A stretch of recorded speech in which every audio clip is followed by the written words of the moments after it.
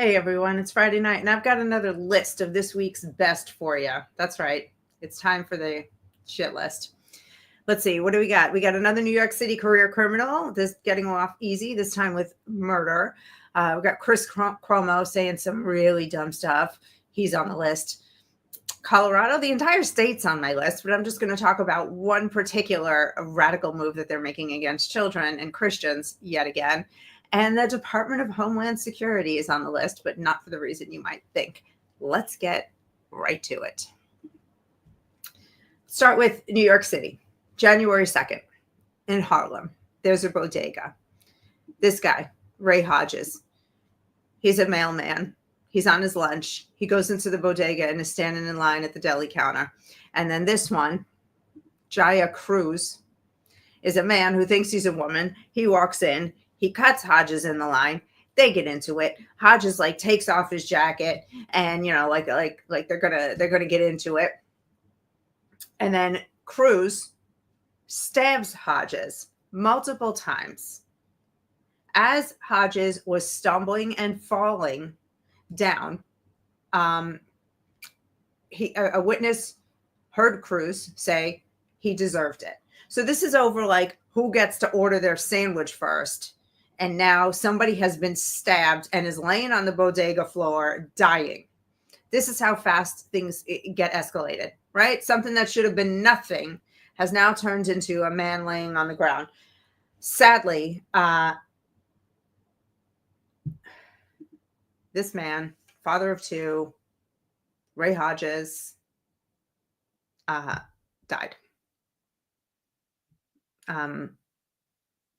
I believe he died right there at the bodega. So Cruz actually confessed to the crime. And in the court papers, he said some things like, I'm going to read you. I'm trying to feel guilty, but I'm not really guilty. I'm tired. I woke up in a bad mood today. People trying to start with me. I'm like, come on. I hope he's maggot food. I killed him laughing. Oh, well. That's not even the worst part. I mean, that's a really, really bad thing about this person. But this guy, again, who thinks he's a girl, shot in the head to begin with. He's been arrested 5 times in the recent past for knife crimes, for threatening people with knives. How much does somebody have to prove to you that they're going to hurt somebody one day before you keep them behind bars? But New York City has become soft on crime, and they just let them go out on a revolving door because you can't keep a tranny behind bars because it might hurt his feelings or might look like discrimination. But if I went out there waving a knife and saying I'm gonna cut you, which is actually what he is quoted as saying to several people, I would deserve to be behind bars. No, though, they just let him out and let him keep going. But here's where it really gets good. Here's where my official list comes in.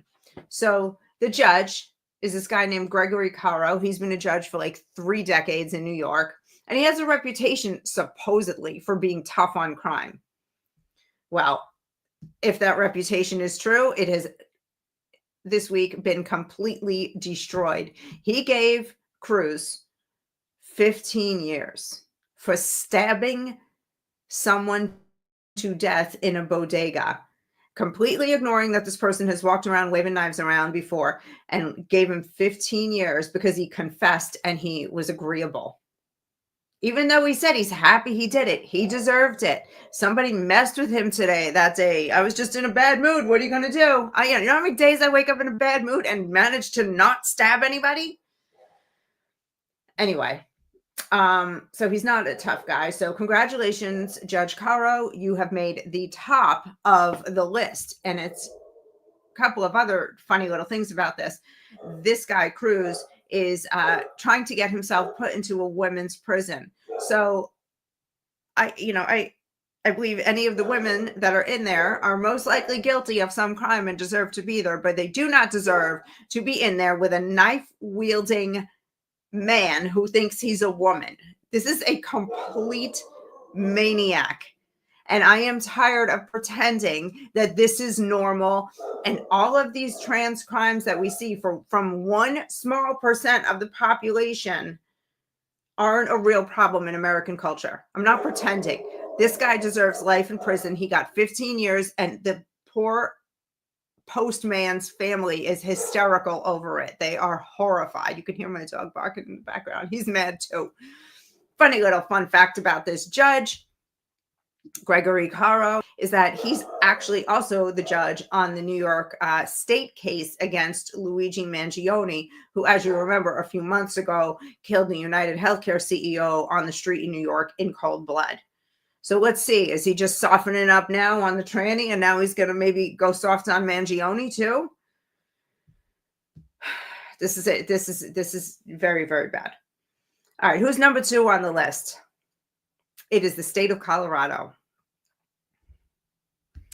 This is a camp called Camp Idrahaje. Idrahaje says, I'd rather means it's like a nickname for I'd rather have Jesus.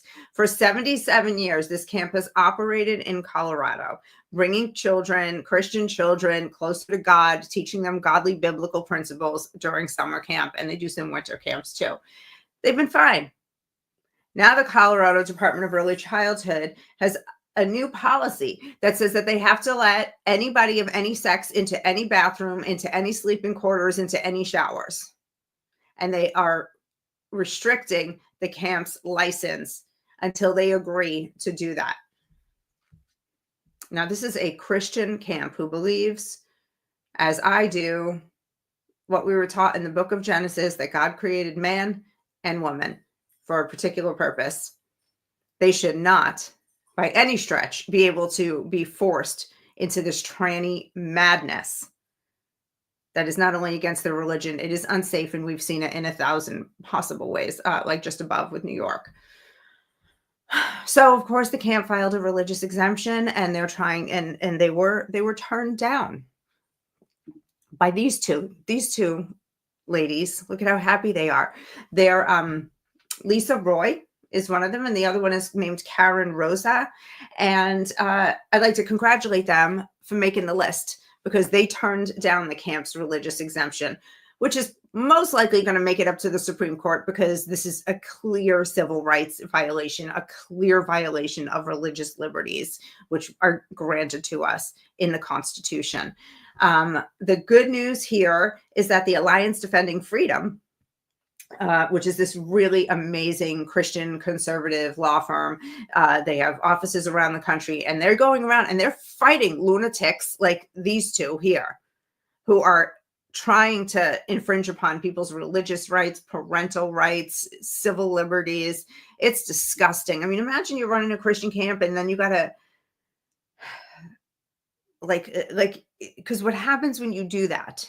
When you buy into this, if you say, okay, you know what, we're just going to let everybody do whatever they want, because our kids, we know them, they're not actually going to do that. The boys aren't going to actually go in the girls' room, and vice versa. But what happens is the lefty loons infiltrate these spaces, like the ones who insisted that the baker bake their cake. Bake my cake. Go to another freaking bakery. Was this the only bakery on earth? He doesn't like you. You don't like him. Move on. I wouldn't want somebody baking my cake who didn't like me. I'm not going to go into a bakery of like somebody that like hates white people and be like, bake my cake. No, I'm going to go somewhere that's going to be friendly and amenable to me. So this is what they do though. They force issues and they make a fuss. So there's going to be trannies showing up at this camp just to make a point that they can go in the girls' bathroom or the boys' bathroom, and they can sleep wherever they please. This is a fight that this camp has to win. And thank God, again, Alliance Defending Freedom is on the case. All right, then we've got Chris Cuomo, former CNN anchor, who is once again running his mouth in the stupidest of ways that we can imagine. There you go.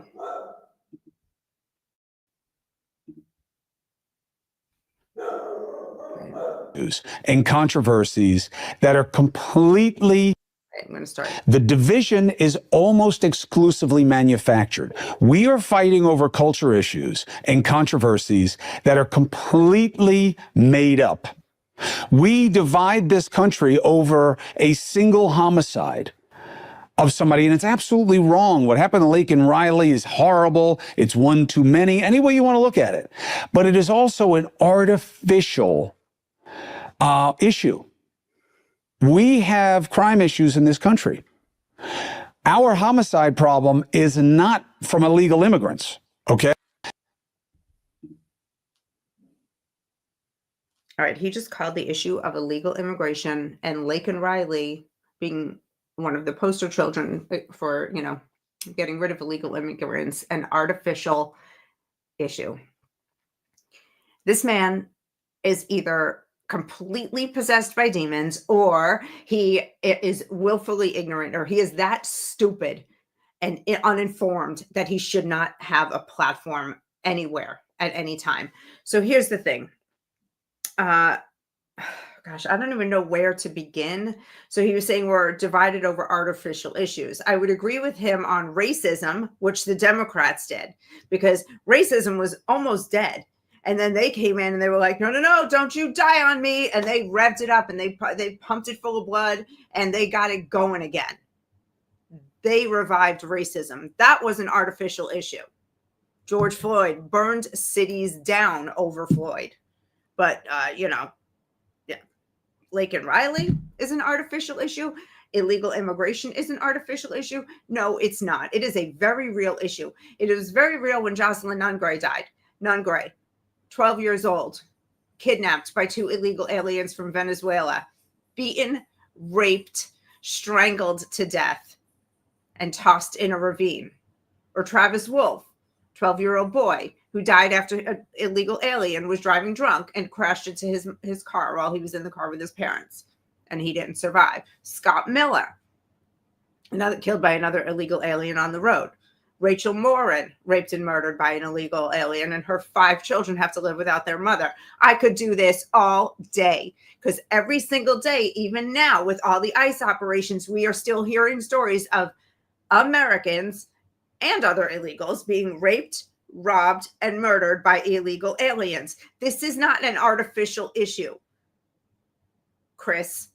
This is extremely real. Not to mention the billions upon billions of dollars that Americans have paid into housing, feeding, clothing, by paying for healthcare, legal fees, transporting illegal aliens, while Americans go without. How dare you call this an artificial issue, you giant piece of you-know-what. That's how you made it onto my list, Chris. Ew. I'm so disgusted with him. Anyway, he's like, yeah, we have crime here in America. Yeah, no kidding. We didn't need 10 million more people to add to the crime. We do have a culture problem in the United States. Oh, I'm glad I'm not in the same room as him, because I really just want to tell him off. And I'm really trying not to do that. I actually make an effort. You can't tell now because I'm mad, but I hope somebody tells him off good. Takes him off the air, jerk. Anyway, one more list to go over, except this one's not my list. It is the Department of Homeland Security's list. I am so excited to tell you about this. It's like the perfect follow-up to the Chris Cuomo thing. So the Department of Homeland Security put out this list of sanctuary cities and states. So they have their very own list. And I want you to know that I approve of their list. Here's what it says, and then I'm going to show you the list. Executive Order 14287, Protecting American Communities from Criminal Aliens, requires that a list of states and local jurisdictions that obstruct the enforcement of federal immigration laws, like sanctuary jurisdictions, be published. So the executive order says we need a full list so that everybody in America can look and see exactly where these sanctuary cities and states are. Sanctuary jurisdictions, including cities, counties, and states that are deliberately and shamefully obstructing the enforcement of federal immigration laws, endangering American communities. That's exactly what's happening. Sanctuary cities protect dangerous criminal aliens from facing consequences and put law enforcement in peril. Yes, and put us in peril.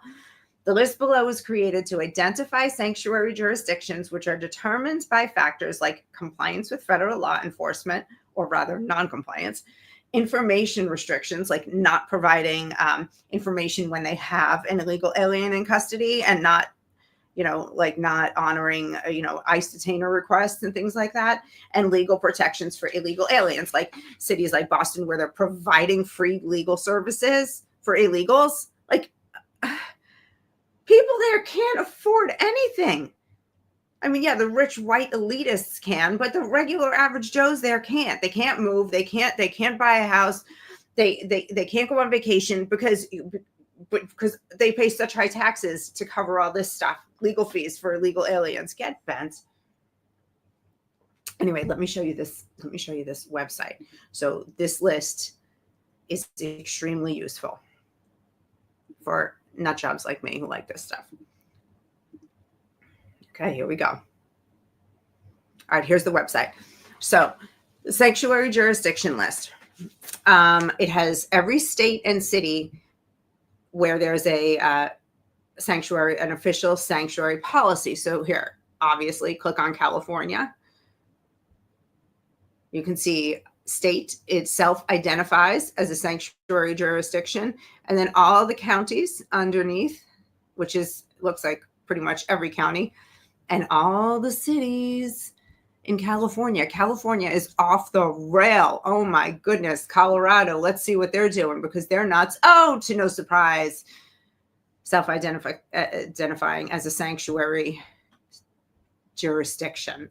I'll look at all these counties and cities. Now, one that I found, now you notice Florida is not there. There are no counties or cities, and the state itself is not a sanctuary. Hawaii, I found to be interesting, because I was like, Hawaii, are there even illegal aliens in Hawaii? How did they get there? And it turns out only the city of Honolulu is a sanctuary. And it turns out that Hawaii has like 50,000 illegal aliens, most of whom are from the Philippines. So anyway, fun fact. Maryland, off the chain, of course, a sanctuary state. Massachusetts, out to lunch completely. State, county, look at all these cities. They're out there in Massachusetts, literally fighting ICE on the streets. I'm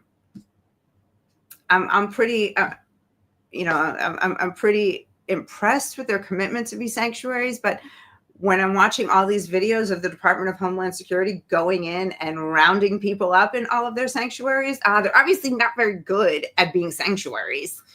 Nantucket this week, they went in, they took 40 illegal aliens out of Nantucket. And what did the governor do? She comes online and she's like, hey, we can't have this Trump scum and taking our people. They're not your people. They're your future voters, right? That's what you want. And you just want votes, Maura, because when you give people everything for free, they're going to vote for you. It's sorry, Charlie. You're not even good at that. You're not good at taking care of your citizens, and you're not good at providing sanctuary, because here comes the federal government, because they have every legal right to come in and take them. Losers. What a bunch of losers. Anyway, that's it for my list this week. I could be here all night, but who's got the time for this kind of negativity? I can't do more than 20 minutes of this. I'm going to go walk my dog and relax. Anyway, if you have suggestions for next week's... I try not to say it. I already said it once tonight. That's enough. If you have suggestions for next week's list, drop them in the comments here, or, shoot me a DM on, any one of the platforms, and I will see if I can include it in next week's show. Good night, guys. God bless you. And God bless America.